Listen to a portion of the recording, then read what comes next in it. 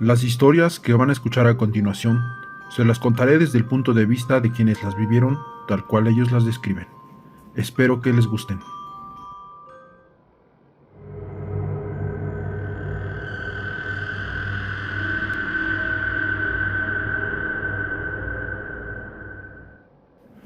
Hace algunos años, durante unas vacaciones de verano, decidimos acampar con mi esposo y su familia en un pequeño y remoto lago en Nuevo México.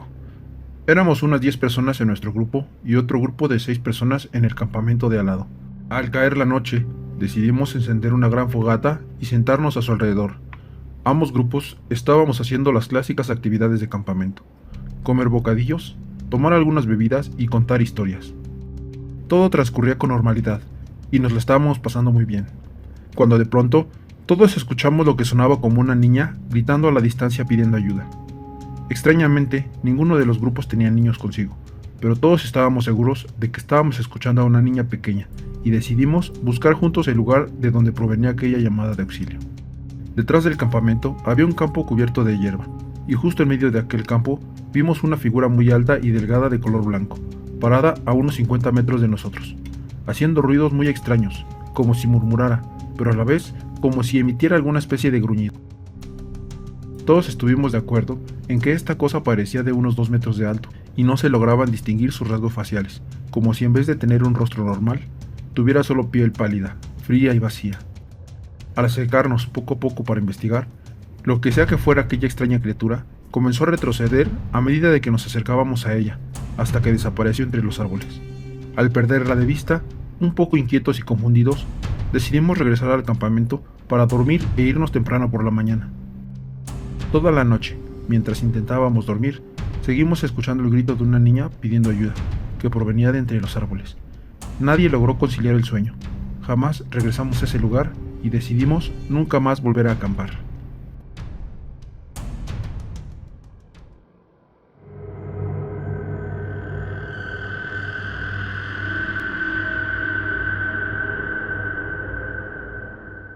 Soy enfermera, y al iniciar mi carrera, trabajaba en un hospital en el área de psiquiatría.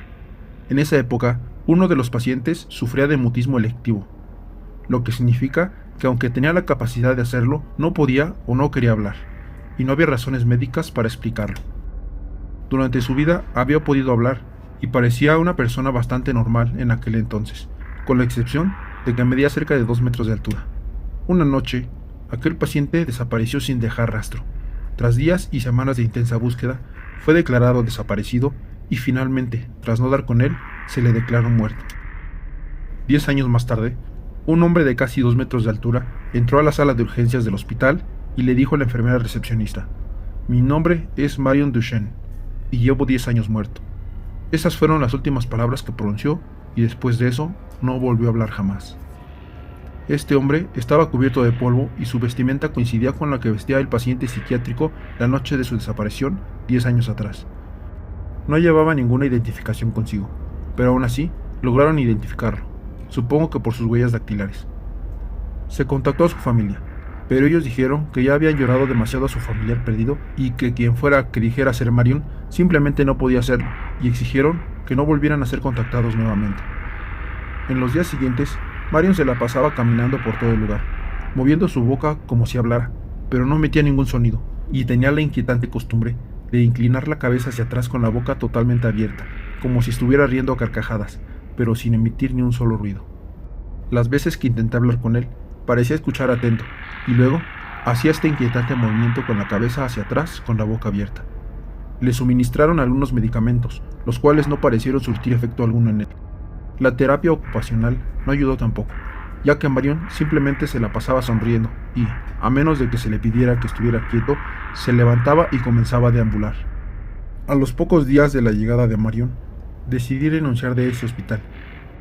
En mi último día de trabajo, lo último que vi fue a Marion, paseándose por el estacionamiento. Me miró fijamente, sonrió e inclinó su cabeza hacia atrás, abriendo la boca en su totalidad, soltando una tenebrosa carcajada. Al día siguiente, me enteré que Marion había desaparecido nuevamente sin dejar rastro, lo que me hizo preguntarme si, esos últimos días, estuve tratando de verdad con un fantasma, y sé que eso nunca lo sabré con seguridad.